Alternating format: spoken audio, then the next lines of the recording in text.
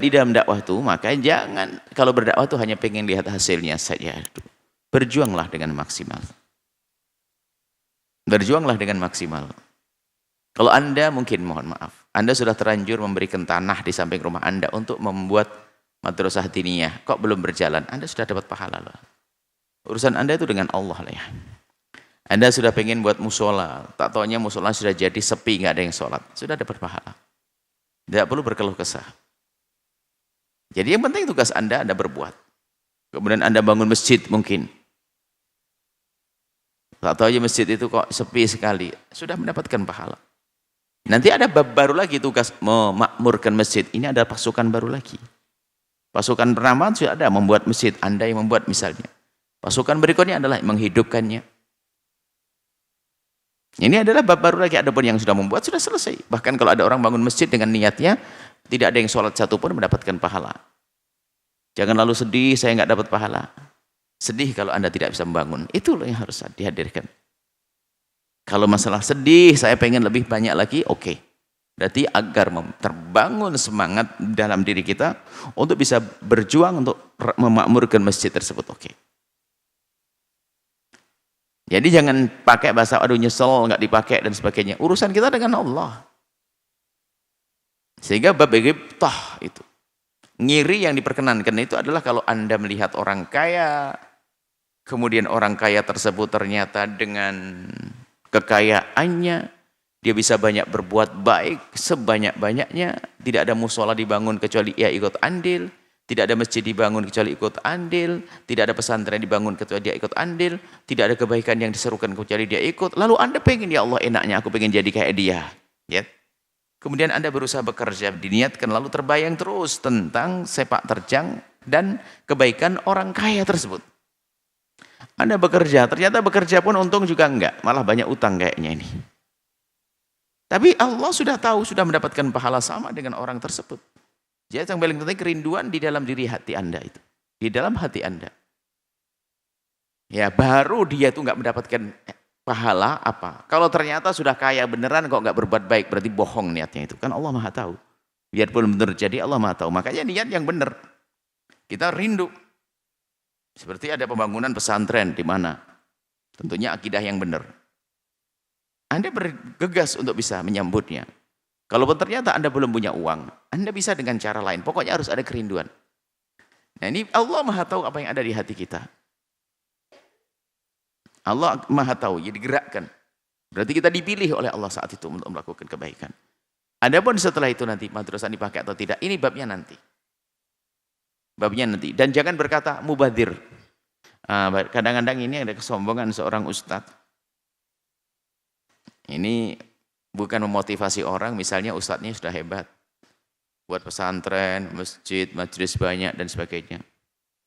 Lalu ada sebuah masjid barangkali atau madrasah sepi dan sebagainya. Bahasanya menyedihkan, ya Allah kasihan, nggak ada yang sholat, ya Allah. Tidak berguna. Nah, ini melemahkan semangat. Melemahkan semangat. Biarpun tidak berguna, tapi sudah mendapatkan pahala itu.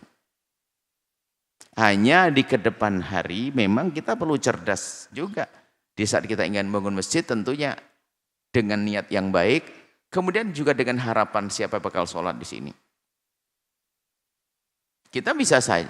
Maka ya jangan, bukan berarti mentang-mentang mengandalkan, yang penting ini Allah yang akan menggerakkan orang untuk memakmurkan masjid, nanti Allah. Lalu kita bangun masjid di tengah hutan. Ya ini ya nggak benar. Bangun masjid di tengah hutan. Terus siapa yang sholat? Kecuali kita mendapatkan ilham, perintah yang memerintahkan bangun di masjid sana, petunjuk lah. Ilham kan petunjuk dari kebersihan hati yang menghadap kepada Allah, lalu diberi isyarat dalam pikiran dan hatinya untuk membuat di sana. Itu lain cerita.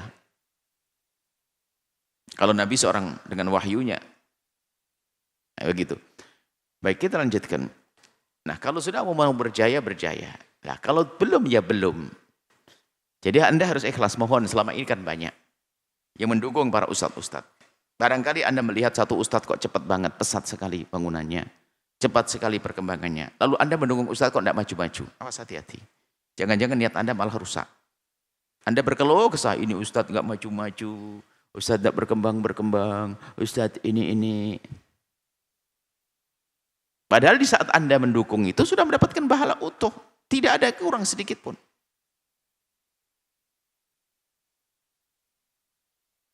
Karena banyak ini, mohon maaf, ini beberapa kali, ya karena mungkin melihat, mohon maaf, perkembangan pesantren yang ada di sini, Al Baca. Ada banyak orang mengatakan, saya serahkan kepada Ustadz ini Bu ya, ternyata Anda ini. Bukan, tidak ditangani. Anda jangan gampang seperti itu. Rasa nggak buruk kepada Allah. Kami sampaikan sudah mendapatkan pahala. Jadi apa yang Bu ya ini gimana kalau saya sudah terlanjur bangun di sana, nyesel saya. Nggak ada yang masuk, nggak ada sekolah. Justru ikhlasmu itu diuji. Kalau engkau ikhlas, sudah. Aku serahkan kepada Allah. Biarpun seolah-olah tidak ada yang tinggal di tempat tersebut, tapi Allah sudah memberikan pahala. Nah, jangan sampai mudah berkeluh kesah. Lalu menyalahkan ustadznya. Gara-gara sudah bertahun-tahun muridnya hanya 5, 10, tok. Ketahuilah. Kisah nabi-nabi itu. Sama seperti itu. Ada nabi yang umatnya langsung banyak. Ada nabi yang umatnya hanya berapa saja. Dan seterusnya. Yang terpenting itu ketulusan, keikhlasan. Nah, ini jangan sampai punya pikiran-pikiran yang merusak diri kita sendiri, yang merusak keikhlasan kita sendiri. Kejayaan adalah Allah akan berikan. Tugas kita adalah terus berusaha dan berusaha. Tolong yang ngurusi musola di samping rumah Anda atau terlanjur membantu di tempat-tempat lain. Kami tidak bicara di tempat ini, bukan. Ini adalah untuk menata hati semuanya. Harus paham bahwasanya yang menjadikan jaya adalah Allah, bukan Anda. Bukan kekayaan Anda yang melimpah untuk bangun pondok itu, bukan. Tapi Allah. Sehingga jika ternyata Anda menemukan di tempat tersebut kok belum ramai, Anda sudah kenal Allah kok. Sudah dengan Allah dan sudah mendapatkan pahala dari Allah Subhanahu wa taala.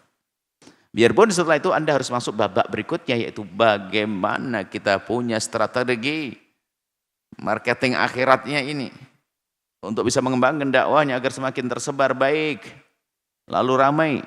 Ikhlas itu luar biasa dahsyat. Penting sekali, dahsyat. Ikhlas nyaman terus. Bisa jadi loh ya, ribuan santri dan jamaah itu telah merusak hati seorang ustadz, lalu dia sombong, nggak ada ustadz kayak saya ini. Lihat, baru berapa tahun, saya buka pondok baru 4 tahun. Tapi lihat, wah, sudah mirip kayak iblis. Ada, bisa jadi seperti itu. Jamaahnya ribuan karena digandrungi oleh muat. Waduh, lihat sudah yang datang pakai mobil-mobil semua, lihat orang-orang kelas menengah. Sombong juga ternyata. Rusak. Berarti itu termasuk golongan yang tidak paham ayat ini. Jadi itu golongan orang yang menilai nanti di saat kelihatannya belum ramai dakwanya putus asa dia. Nah ini kata yang terakhir, kalau Anda sendiri sebagai ustadz sudah menyeru berdakwah, kalau tadi kan pendukungnya ya, ustadz menyuruh dakwah kok, jamaahnya hanya 1, 2, tidak boleh putus asa, lalu ambil putar haluan, enggak. Nah itu justru ketulusan Anda seperti itu. 1 orang umat Nabi Muhammad, 2 orang umat Nabi Muhammad. Ini banyak ustadz cepat hijrah nih, cepat putar banting setir nih. Dakwah. Berarti dia mungkin khayalannya hanya pengen disanjung atau pengen bersapaan dengan setan viral di media, barangkali seperti itu. Jadi kalau ngajar santri itu berapa tahun saja sudah enggak ada nih, wah bosan bubar. Oh tidak, istiqomah. Hari ini banyak orang-orang sukses ternyata di bawah didikan orang yang tersembunyi, enggak ada yang tahu. Bukan orang yang terkenal. Ini adalah yang terakhir para ustadz, para pembimbing-pembimbing, kemenangan dari Allah. Tapi tugas Anda adalah berjuang-berjuang. Nabi Nuh itu sampai 100 tahun dapat 3, 200 tahun dapat 4, sampai hampir 1000 tahun itu dapat 70 yang masuk perahu kan gitu. Nah, Anda ini ustadz baru aja sudah 60 santrinya gitu kok masih merasa nggak sukses, lalu putar haluan, akhirnya sudahlah, kayaknya saya tidak bakat ngajar, saya nggak bakat ngaji, saya bakat didik, akhirnya meninggalkan tempat mulia tersebut. Jadi tolong Anda yang biasa membantu para ulama, para tokoh, lanjutkan, biarpun tampak belum sukses di sana, sebab kesuksesan adalah dari Allah SWT. Anda sebagai ustadz yang sudah merintis dalam perjuangan dakwah, Anda jangan mudah putus asa hanya gara-gara belum banyak yang ikut Anda. Tinggal nanti setelah itu yuk diskusi dengan ustadz yang lain yang punya pengalaman. Bagaimana cara mengembangkan. Seperti kalau pebisnis kan pinter. Kalau orang cari dunia itu strategi itu penting. Kalau dia belum sukses, dagangnya belum sukses, ngelihat orang lain sukses, dia berusaha untuk belajar. Strateginya bagaimana, ikut seminar dan sebagainya. Lah ini ustadz yang enggak. Kalau sudah mulai enggak bisa langsung batal, sudah enggak jadi ustadz. Mestinya kan dekat dengan ustadz yang sudah sukses, strateginya bagaimana, agar bisa maju sama seperti yang lainnya. Sementara dalam dakwah itu adalah ta'awunu 'alal birri wat taqwa. Tolong menolong dalam kebaikan.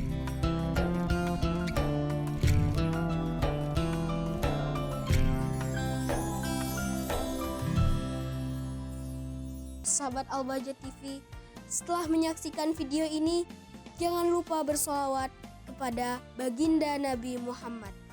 Shollu ala Nabi Muhammad. Allahumma sholli alaihi wa ala alihi wa sahbihi.